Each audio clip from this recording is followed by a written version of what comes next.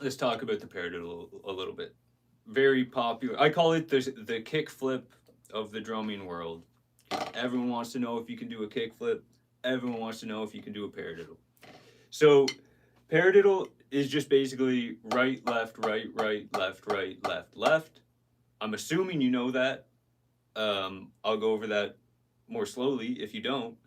But yeah, it's basically right, left, left, with an accent on the first note. So right, left, left.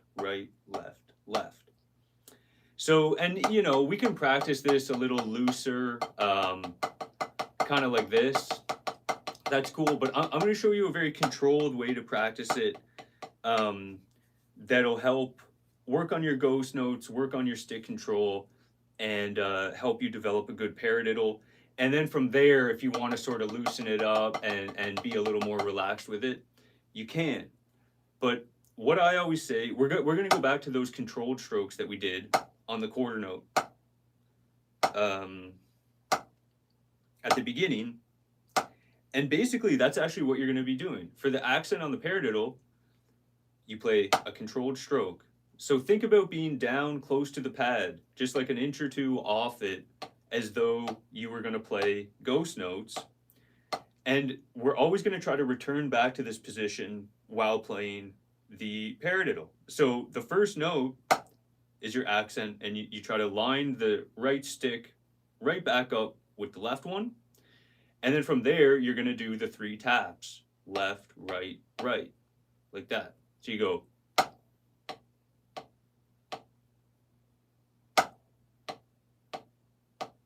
and then the other side.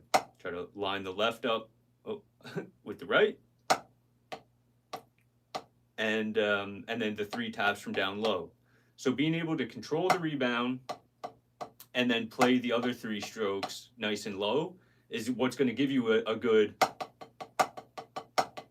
You can see how I'm doing a full stroke for the accent, and the other notes are happening low down.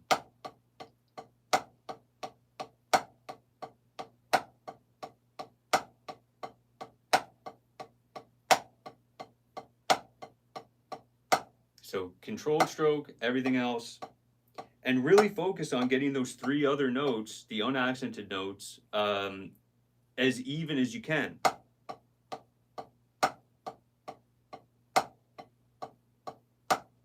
So right, left, left, right. So that alone is going to help you work on those controlled strokes and work on the taps that you need to play lightly to get a good paradiddle.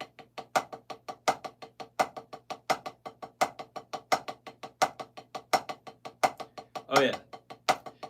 So that's your sort of downstroke or controlled stroke, and then the paradiddle, we have upstrokes as well. So an upstroke is when you're low, you're already down here, like you were playing a ghost note, and then you're about to come up to play a loud note. So an upstroke is a soft note going into a loud note. So we know there are loud notes and soft notes in the paradiddle. So the way the upstroke works is it's the second note of the paradiddle. So you start here, you do your first accent. You just need to do that one to get it started. You do the first accent, and then immediately the next note, that's your upstroke. So you tap it, come up, and you can see I'm doing that. That's like the molar thing, if you want to do it that way. I just find it feels good to do it that way. Or you can just lift it up. So that's your upstroke, and then you're going to do the two taps on the right.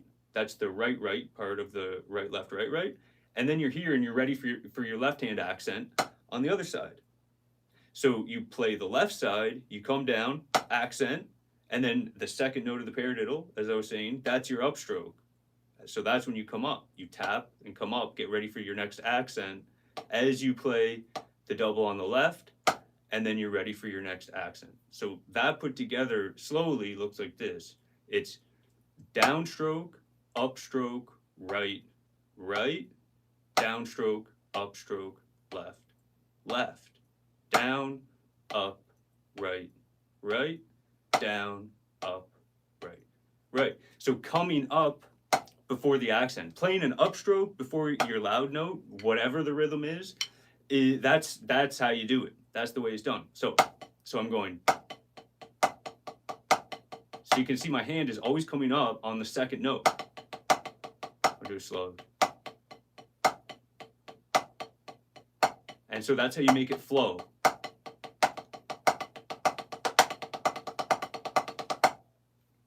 And that is how to work on your paradiddle.